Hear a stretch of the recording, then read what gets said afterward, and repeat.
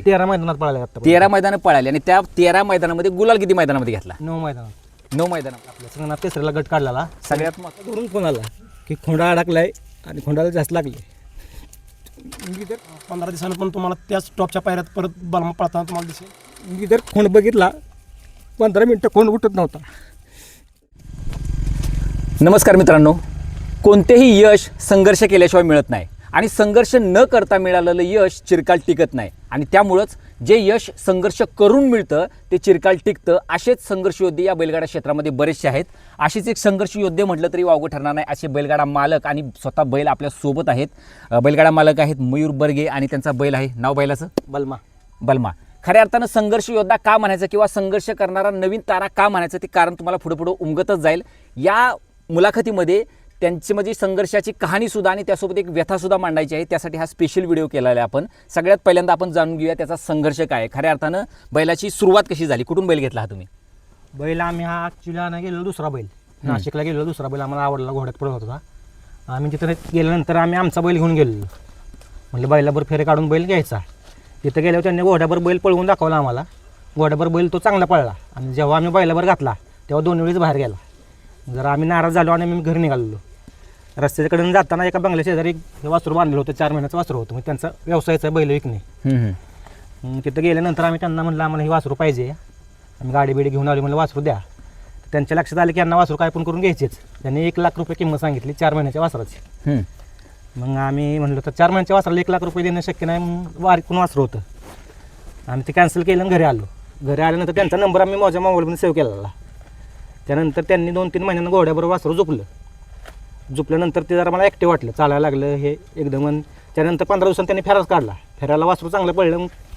त्यानंतर मी त्यांना फोन केला की मला वासरू द्या. ते म्हणले 1 लाख रुपये द्या आणि वासरू न्या. मी त्यांना 70,000 रुपये वासरू मागितलं, त्यांनी काय दिलं नाही. त्याच्यानंतर 10 दिवसानंतर त्यांनी दुसरा फेरा काढला. दुसऱ्या फेराला पण वासरू चांगलं पडलं.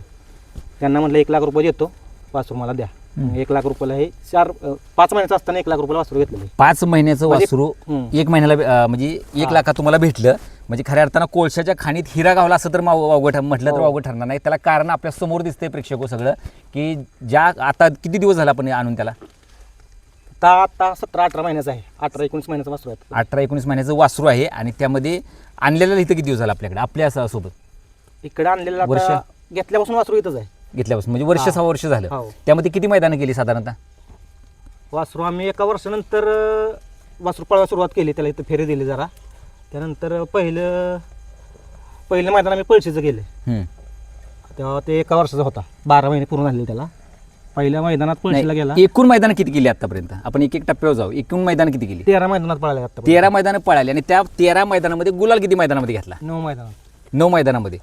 म्हणजे 13 मैदानामध्ये 9 मैदानामध्ये गुलाल घेणं खऱ्या अर्थानं किती म्हणजे हिरा माणूस आहे, म्हणजे बैल आहे आपल्याला कळू शकतं. आणि जी मैदानं घेतली आणि जी गाजवली मैदानं ती आपल्या समोर आहेत. सगळ्यात महत्त्वाचं मैदानाची नावं सांगा. पळशी मैदानात पहिल्यांदा फायनल राहिला. पहिल्यांदाच. दुसऱ्या मैदानात 50-50 केसरी राहिला. 50-50 केसरी सुद्धा गाजवले. परत आता निराला राहिला परवा दिवशी. परत ह्याला राहिला आपल्या संगनाथ केसरीला गट काढलेला. सगळ्यात महत्त्वाचं श्रीनाथ केसरी या बैलगाडा क्षेत्रातील सर्वात मोठ्या रकमेचं मैदान होतं. त्या मैदानामध्ये ते मैदान गाजवलं, गट काढला आणि त्या गटातच मिळालेली ही गाडी सुद्धा आपल्या सोबतच आहे. म्हणजे ह्या मुलाखतीमध्ये ती गाडी सुद्धा आहेच आहे. त्यासोबत त्याचं जे चिन्ह होतं, जे आपल्याला मिळालं होतं प्रशस्ती चिन्ह जे होतं ते सुद्धा आहे. आणि त्यासोबत सेमी पण काढला. सेमीमध्ये काय झालं? सेमीला मथुर, सर्जा आणि आम्ही 3 गाडी एका शेजारी होत्या. म्हणजे टॉप गाड्या लागल्या पण तरी पण लढत दिली. पण नशीब नक्कीच एक दिवस उजडेल. कारण ज्या ताकदीनं तो बैल पळतोय आणि जेवढी हे समोर दिसतात. त्यानंतर चोराड्याचं मैदान एक भरपूर गाजवलं असं कळालं. चोराड्या मैदानात मग चांगल्या गाड्या होत्या. गट सेमी काढला चांगल्या गाड्या. म्हणजे 13 मैदानापैकी 9 मैदानं गाजवली आणि समोर आहे ती मैदानं गाजवली. काय ते म्हणजे नुसतं म्हणणं सांगणं आणि समोर प्रत्यक्षात दिसणं खूप मोठी गोष्ट आहे. आता महत्त्वाचा मुद्दा, बैलगाडा क्षेत्रामध्ये काही गोष्टी चुकीच्याही घडतात त्याबद्दल बोलायचं होतं. चुकीच्या म्हणजे क्षेत्राबद्दल काय की जे हॉटेल व्यावसायिक असतील किंवा जे प्रेक्षक असतील ते व्यत्यय आणतात, त्यामुळे काहीतरी घटना घडतात. यासाठी हा स्पेशल व्हिडिओ होता. एक व्यथा होती काय घडलं त्या दिवशी निराच्या मैदानामध्ये. आणि एक बैलगाडा, तुम्ही सुद्धा बैलगाडातले खूप जुने जाणतात, म्हणजे जे प्रेक्षक अडथळा आणतात किंवा दुकानदार अडथळा आणतात त्याच्याबद्दल काय सांगाल? कसं आहे माहिती आहे, दुकानदारांनी पहिली गोष्ट आहे की दुकानदारांनी व्यवसाय करताना आपली जी बैल पळून जी समोर जी येतात त्यावेळेला धुळावून एकामेकाला किंवा एकामेकाच्या गाडी अडकून नये याची पूर्ण व्यावसायिकांनी पहिली दखल घेतली पाहिजे. आणि प्रेक्षक वर्ग प्रेक्षकांना एक नम्रतेची विनंती आहे की पुढे ज्यावेळेला गाड्या पळून येतात त्यावेळेला ड्रायव्हर कुठलाही हलक्यात गाडी हाणत नाही. आटातटीचा सामना असतोय, प्रत्येकजण जिंकण्यासाठी चालला असतोय आणि एक ना एक दिवस प्रत्येकाचा हा असतोयच. त्यासाठी मग आटातटीचा सामना असताना मग आदत वासरांचं काय होतं, चुकून तुम्ही जर धुडावलं तर ती दुसऱ्याच्या गाडीवर जातं. आता चुकून आमचं त्या दिवशी वासरू बलम पळाला आणि सीमेला दुखापत झाली आणि वासराच्या फाऱ्याला लागल्यानंतर मग ती फायनल आम्ही पळवू शकलो नाही वासरू. मग असं दुखापत झाल्यानंतर परत आता ही वासरू गुलाल मिळाला, हा. फक्त फायनलला पळू शकलो नाही का तर दुखापत झाली. दुखापत दुकानदारामुळे झाली. दुकानदारामुळे म्हणजे सांगण्याचा उद्देश काय की दुकानदार असतील किंवा प्रेक्षक असतील, बऱ्याच वेळा कडच्या तासाला जी गाडी लागते किंवा कधी कधी मध्ये जाऊन प्रेक्षक हे करतात, त्यामुळे काय होतं की ते वासरू बुजतं वगैरे पण हा, प्रकार बुजतं, होतं आणि त्यामुळे दुखापत होते. आणि जेव्हा खऱ्या अर्थाने आपल्या म्हणजे आपण म्हणतो ना मुलाला दुखापत झाल्यावर जेवढा त्रास होतो ना तेवढाच बैलगाडा मालकाला त्याच्या बैलाला दुखापत झाल्यावर त्रास होतो. खऱ्या अर्थाने काय वाटलं त्या दिवशी जर पहिल्यांदा बैलाचं जेव्हा अवस्था बघितली, पायाला लागले, पुन्हा रक्त वाहतंय, त्यावेळी कसं आहे सांगू शकत नाही शब्दात, पण मित्रांनो लक्षात ठेवा ज्यावेळेला बैलात दुखापत होती त्यावेळेला आपण जे वर्ष दीड वर्षाची वासरूची घडवतो आणि ज्यावेळेला ते फायला लागतं त्यावेळेला लक्षात या बैल अनफिट होण्याची खूप मोठे चान्सेस असतात. आणि मग काय होतं, मग असं वासरू जर तुम्ही करोडात जर घ्यायचं म्हणलं राहता तर एवढं म्हणजे शब्दात नाही सांगू शकत आम्ही की दुखापत झाल्यानंतर काय होऊ शकतं. लहान मुलापेक्षा सुद्धाही जास्त आम्ही जनावर जपतो आणि त्यावेळेला तुम्ही एका व्यवसायामुळे जर जर बैलाला दुखापत असलं, आता 17 ते 18% त्याच्या फाऱ्यामध्ये आहेत, चुकून जर त्या छातीला चुकून दुखापत झाली असती तर अनफिट म्हणजे शब्दात आम्ही नाही सांगू शकत तुम्हाला. नीरा मैदानात काय घडलं ही त्या बैलगाडा मालकाच्या डोळ्यात आपल्याला दिसते. त्याला आता अश्रुवानावर होत आहेत. खऱ्या अर्थानं हा व्हिडिओ करण्याचा महत्त्वाचा उद्देश ह्या ट्रॉफ्या त्या बैलानं जिंकलेलं, ह्या वर्षभरात जिंकलेलं त्याची प्रशस्तीपत्र दाखवायची नव्हती, तर एका बैलगाडा म्हणजे मालकाचं दुकानदाराच्या चुकीमुळं असेल किंवा प्रेक्षकाच्या चुकीमुळं होणारं नुकसान त्याला किती त्रासदायक होऊ शकतं. कारण एक मुलगाप्रमाणेच तो त्या बैलाला जपतो आणि त्याला जेव्हा दुखापत होते, आपल्या स्वतःच्या मुलाला दुखापत होते असंच वाटतं, बरोबर ना. त्यामुळे नक्कीच कुठेतरी मन तुटतं. आता तो बैल गेल्या 1-10 दिवसापासून जाग्यावर आहे, पण तो त्रास, त्याला होणाऱ्या वेदना त्या मालकाला सुद्धा जाणवतात आणि ही खरी सत्यस्थिती आहे. म्हणजे प्रत्येक बैलगाडा मालक तो बोलून दाखवेलच असं नाही. त्यामुळं हा व्हिडिओ करण्याचा सगळ्यात महत्त्वाचा उद्देश हाच आहे की इथून पुढे तरी येणाऱ्या मैदानामध्ये असेल, आयोजक ओरडून सांगतात, समालोचक ओरडून सांगतात की असं करू नका, मध्ये येऊ नका, कुठल्या बैलाला दुखापत होईल, ते तशा गोष्टी करू नका, पण तरीही प्रेक्षक ऐकत नाहीत. तरीही दुकानदाराला वाटतं की आपलाच गाडा पुढं लागावा आणि त्यामुळे दुखापत होते आणि बैलगाडा मालकाचं लाखो म्हणजे स्वप्न बघितली असतात ती मातीमोल होतात. खऱ्या अर्थानं बैलाला थोडक्यात कानावरून गेलं असं म्हणलं तर अवघड ठरणार. थोडक्यात कानावरून गेलंय. काय आता थोडंसं शांत झालं असेल तर तुमच्या शब्दात सांगा जरा काय घडलं आणि काय काय वाटलं ते. सेमीला गाडी पळून आली, महत्त्वाची तिथं पल्ला कमी होता, त्यामुळं सेमीला सगळ्यात टॉपचा सेमी तो होता. म्हणजे माईकवर पुकारलेच त्यांनी. नीरा मैदानाला 7वा सेमी कोणी पण बघा, सगळ्यात 7 गाडी टॉपच्या होत्या आणि पल्ला 600-700 फूट पल्ला होता फक्त. त्यामुळे ड्रायव्हर जीव तोडून गाडी आणत होता. आणि त्याच्या आधीची 2 मैदानं आम्ही गट काढून चांगल्या गाड्या गटाला मारून सेमीला कडेची आम्हाला. आणि नशिबाने त्या दिवशी 3 नंबर तास आले. जेव्हा जेव्हा गाडीमधून लागली आहे तेव्हा त्यांना मार्कच नाही खाल्ला. तो तर 2 खान पब्लिकने पळतोच. गाडी पळून गेली पुढं आणि निकाल घेऊन पुढे गेली. पोरं आमच्यातली जी पुढे होती ती काय दिसणार आणि निकाल सामना झालेला आमचा. मग ती जालन्याची गाडी होती, टॉपची गाडी होती. सगळी अख्ख्या मैदानात चर्चा होती की ती गाडी 1 नंबर करली. ती गाडी आपल्या सीमेत होती आणि त्यामुळे मी खालून गेलो आणि मी स्क्रीनपाशी निकाल बघत होतो. तेवढं मला घरून फोन आला की खोंडा अडकला आहे आणि खोंडाला जास्त लागले. मी जर खोंड बघितला 15 मिनटं खोंड उठत नव्हता. सगळी म्हणली कोण मोडला. कोण ज्या दिवशी जास्त पळतो त्या सगळे आपल्यापाशी असतात. तिथं ठराविक माझी जवळची मित्र फक्त होती, त्यांनी मला समजून घेतलं. आजूबाजू सगळे लोक म्हणले की कोण मोडला. आणि महत्त्वाची गोष्ट म्हणजे त्या दिवशी आमच्या कोणाचा व्यवहार होता. समीर शेठ बोहीर मोठा गाव यांचं तुफान पळायचा बिन जोडला. तो बघा लक्षापेक्षाभर पळायला बैल आहे. त्यांनी माझा कोंड म्हणजे त्यांनी मागितला, म्हणले आपल्या बैलापर पळवून व्यवहार करू. कोंडाला लागलं त्यामुळे व्यवहार कॅन्सल झाला. व्यवहार हा 10 लाखाच्या वरून होता. म्हणजे व्यवहार कॅन्सल झाला त्याचं काय नाही, पण अक्षरशः सगळी माणसं म्हणत की बैल मोडला आणि 15 मिनटं वासरू उठत नव्हतं. खऱ्या अर्थानं ही नुसती ऐकताना सुद्धा स्टोरी ऐकताना का त्या मैदानात काय घडलं असेल ऐकताना सुद्धा अंगावर काटा येतोय. तुम्हाला इथे जाणवलं असेलच.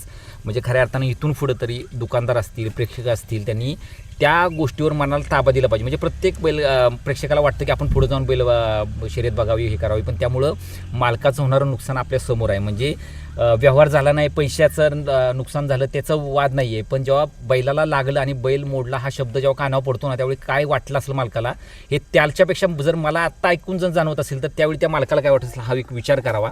आणि ही गोष्ट पुन्हा होऊ नये ह्यासाठी हा वारंवार म्हणजे प्रयत्न चालला आहे की ही गोष्ट बिंबवायची तुम्हाला की इथून पुढे ह्या चुका होणार. त्यासाठी दुकानदारांनी आणि आयोजक समालोचक यांच्या चुक्या नाही ते वारंवार सांगत असतात, पण प्रेक्षक आणि दुकानदारच ऐकत नाहीत. हा सगळ्यात महत्त्वाचा मुद्दा. आत्ता खोंडाची कंडिशन काय आहे, म्हणजे टाकं वगैरे किती पडलेत? बैलाला 13 टाके पडलेत. हां, महत्त्वाची गोष्ट म्हणजे आम्ही तिथूनच या बैलाचे मालक आहेत किशोर फौजी, रतन फौजी आणि दाबणे मास्टर ग्रुप शहरपाडा. त्यांनी तिथूनच मला फोन केला की म्हणजे टेन्शन काय तू घेऊ नकोस, बैल आपला नाही विकला तरी चालेल. त्यानं जे दिलंय हां. तेच खूप आहे आपल्याला खूप आहे, एवढ्या कमी वेळात. तू टेन्शन जास्त घेऊ नको, तू बैल घरी घेऊन जा, डॉक्टर घरी येतील. मी घरी यायच्या आधी डॉक्टर आता म्हणजे सगळ्यात बैलगाडी क्षेत्राचे टॉपचे डॉक्टर आहेत ते, आणि त्यांना देव मानतात. त्यांनी बैल बघितला, ते मला म्हणले की 16 तारखेला पुशेगाव इंदकेसरीचं मैदान आहे आणि त्या मैदानात तुला बैल पळवून दाखवणार मी. होय. तेव्हा माझ्या मनाला जरा शांती वाटली. नाही दुसरे म्हणजे 10 तारखेनंतर बैलाचे 2 टॉपचे पैरे झाले होते. बैल लागल्यामुळं ते पैरे कॅन्सल झाले. आता बैल 20 दिवस पळवायचं नाही सांगितलं डॉक्टरांनी. 16 तारखेला बैल पळवा सांगितलं. म्हणजे नुकसान फक्त पैशाचं नाही, त्याच्या याचं नाही, पैरे सुद्धा चांगली टॉपची टॉपची झाली, झाली नावा होती. रुपाला आलेली आणि चर्चा होती तिथे कुठेतरी बैल मोडला, बैला लागले म्हटलं की इथून पुढे पैरे देताना सुद्धा माणूस विचार करणार आहे पुढचा. हा एक मोठा प्रॉब्लेम येणार आहे. पण ज्याला चमकायचे ना तो चमकणारच. माझं चमकणार वैयक्तिक ते. मत सांगतो की 1 वर्षात जर त्याने हे केलंय ना, भले तो 20 दिवस शांत राहू दे, पण हे वादळ पुन्हा उठणार असं माझं वैयक्तिक मत आहे. काय वाटते वादळ आहे त्यानुसार? आणि लक्षात ठेवायचं पुढची होती वस्तू आहे. आज ना उद्या ना परवा लक्षात ठेवायचं 15 दिवसांनी पण तुम्हाला त्याच टॉपच्या पायऱ्यात परत बलमा पळताना तुम्हाला दिसेल. आणि आवर्जून लक्षात ठेवायचे एक चमकता तारा म्हणून आमच्या घरी आता उमटतोय. आणि पुढं फ्युचर बघायला जर गेलं तर टॉपचं फ्युचर असणार आहे. घोटच्या सारख्या मागं नक्कीच बलमाचा आपल्या नंबर पाहायला तुम्हाला मिळेल. आणि आत्ता सगळ्यात टॉपचं त्या दिवशीसुद्धा श्रीनाथ केसरीला जर बैलगाडी जर आम्हाला आडवी येत नाही तर तिथंसुद्धा आम्ही घासाघाशीत काय का होईना पण केलं असतं. पण गाडी आडवी आल्यामुळे आमचं बॅडलक तिथं बैलाला गाडी वासराला आडवी आली आणि वासरू 3 नंबरला उतरायला गेलं. त्यामुळे जरा बॅडलक आहे अजून सुद्धा. नशीब पुढं साथ देत जाईल आणि तुम्ही अजूनही बलमाची गती बघताना सर्वांनाच मजा येईल. आणि नक्कीच फौजींच्या बरोबर रुईचं सुद्धा नावा रुपयाला आल्याशिवाय राहणार नाही एवढी ईश्वरचरणी प्रार्थना करतो. आणि पुन्हा एकदा व्यावसायिकांना सांगतो की कृपया करून कुठल्याही शेतकऱ्याचं वैयक्तिक नुकसान किंवा असं बैलाचं एखादं नुकसान होऊ नये ही तुमच्या ईश्वरचरणी प्रार्थना करतो. आणि व्यावसायिकांना करतो की तुमच्या शिवार आम्ही नाही आणि आमच्या शिवार तुम्ही नाही. शेतकऱ्याला व्यवसाय पाहिजेच, व्यावसायिकसुद्धा शेतकऱ्याबरोबर पाहिजेलच. कारण व्यावसायिक नसतील तर आम्हाला कोणीही तिथं विचारणार नाही. व्यवसाय जेवढा टॉप आहे तेवढीसुद्धा बैल आहेत. तुम्ही फितनं लक्षात ठेवा, फाटी सोडून 10 ते 15 फूट तुमचा व्यवसाय मांडला तरी चालेल. फक्त काठीच्या साह्याने किंवा हाताच्या साह्याने वासरं बुजवायचा प्रयत्न करू नका, कमसे कम आदतच्या आणि दुसऱ्याच्या मैदानाला. नक्कीच खऱ्या अर्थानं जशा प्रकारे श्रीनाथ केसरीला ओपनची टॉपची जी बैलं होती त्यांना सुद्धा जर लढत देऊन हा जो बलमा चमकतोय तर भविष्य त्याचं खूप उज्ज्वल होतं. एका दुखापतीमुळे त्याचं खूप मोठं नुकसान झालं. तो 4 पावलं मागं आलाय. पण असं म्हटलं जातं की जेव्हा एखादा वाघ म्हणतो ना, सिंह जेव्हा 4 पावलं मागं येतो त्याची मोठी जीभ घेणार असतो तो.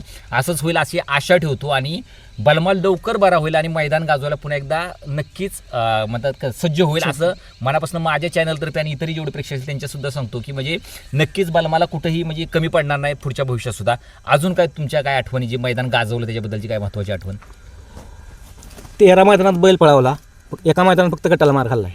ते पण आम्ही इथून गेलेलो पळशीच्या मैदानाला आणि तिथं जो पायरा केलेला त्या मैदानात त्या बैलाचं पोट फुगलं तो बैल आला नाही म्हणून आम्ही आपला फेरा काढला. असताच तो बैल पळून आला, त्याला बैल दिला आणि त्या मैदानाला फक्त गटाला मार खाल्लाय. 12 मैदानात त्यानं गट काढलाय आणि 9 मैदानात फायनल राहिलाय. आणि आत्तापर्यंत 1 रुपया वायदी न देता म्हणून बैल पळालाय. म्हणजे बिना वायदीचा 3 नंबरची 2 नंबरची बैल घेऊन बैल पळालाय. सगळ्यात महत्त्वाची गोष्ट म्हणजे अनिल ड्रायव्हरने नाम यांनी आम्हाला बल्ली दिला. म्हणजे महत्वाचं पहिल्या मैदानात त्यांनी बल्ली दिला. विश्वास देऊन 2 मैदानात जेव्हा तो पळला ना तेव्हा नाकात त्याच्या येसन नव्हती. पहिलं मैदान पळशीचं मैदान केलं तेव्हा येसन नव्हती. दुसरं मैदान 50-50 केसरीला 30 गाडी आम्ही आणली तेव्हा सुद्धा फायनल राहिला. म्हणजे जेव्हा मोठे बैलगाड्या क्षेत्रातले जुने जाणते ड्रायव्हर असतील ते मोठ्या विश्वासानं जेव्हा खोंड बघून तुम्हाला पैरा देतात ना, ती सगळ्यात मोठी गोष्ट आहे. आणि असं राहिलं पाहिजे तेव्हाच हे बैलगाडा क्षेत्र टिकल. म्हणजे प्रत्येक गोष्ट तुम्ही वायदीवर जर आताच्या 10 तारखेला पंढरशेठ फडके त्यांचे बैल आता तुषार कोरपडे यांच्याकडे असतात. त्या 10 तारखेला त्यांच्या रोमनवर पायरा होता बैलाचा, म्हणजे लागल्यामुळे कॅन्सल झाला. वाघवाडीचा रोमन पुसेगावचा एक नंबर केला हिंद मागच्या केसरी. वर्षीचा एक नंबरचा त्याच्यावर मानकरी पायरा म्हणून आणि होता सरदार त्याचा. त्यातली तो जोडी. पायरा कॅन्सल झाला आता लागल्यामुळे. चालतंय. फक्त पुन्हा एकदा या व्हिडिओच्या शेवटी एवढंच म्हणतो की जे यांनी सुद्धा सांगितलंय मालकाकडून सुद्धा, जे एवढा मोठा लवाजमा जर तुमच्या माग आहे तर बलमाला म्हणजे माग घेऊ शकत नाही कोण. नक्कीच तो यश संपादन करेल असं आशा बाळगतो. लवकर दुखापत बरी व्हावी आणि ही जी ट्रॉफीची लिस्ट आहे, जेव्हा आपण एखादी पुढची मुलाखत घेऊ किंवा पुढची बाईट घेऊ त्यावेळी ह्या ट्रॉफीचा जो लवाजमा असेल तो अजून वाढलेला आपल्याला दिसेल अशी आशा ठेवूया. बरोबर ना? नक्कीच 100% मित्रांनो. पुन्हा एकदा शेवटचं एवढंच वाक्य की प्रेक्षकांनी स्वतःच्या मनावर आवर घालावा, होऊ शक्यतो लांबूनच मैदान बघावं आणि दुकानदारांनी सुद्धा गिरायक तुम्हाला जर विकायची गोष्ट ते गिरायक जाग्यापर्यंत येणार आहे, फक्त तुम्ही जवळ जितक्या होऊ शकेल तेवढ्या फाटीच्या जवळ तुमची दुकानं लावू नका, एवढीच एक विनंती करतो. आणि ह्या व्हिडिओचा शेवट करतो आणि पुन्हा एकदा तुम्हाला हे करतो, आशा देतो की नक्कीच तुमचा बैल लवकर बरा होईल आणि मैदान गाजवायला सुरुवात होईल. धन्यवाद. नेरा मैदानात तो त्या दिवशी 13 टाके पडलेत बैलाला. बघू शकता तुम्ही या साईडला जवळपास 13-14 टाकं पडलेले आहे. ती पूर्ण मागची बाजू आहे ती पूर्ण फाटलेली आहे. आणि मग आत्ता ही कंडिशन आहे तर त्या दिवशी कशी कंडिशन असेल, नक्कीच एक वाईट गोष्ट आहे. त्यामुळे पुन्हा एकदा शेवटचं एवढं सांगणं की असं मैदानात पुन्हा घडू नये. धन्यवाद.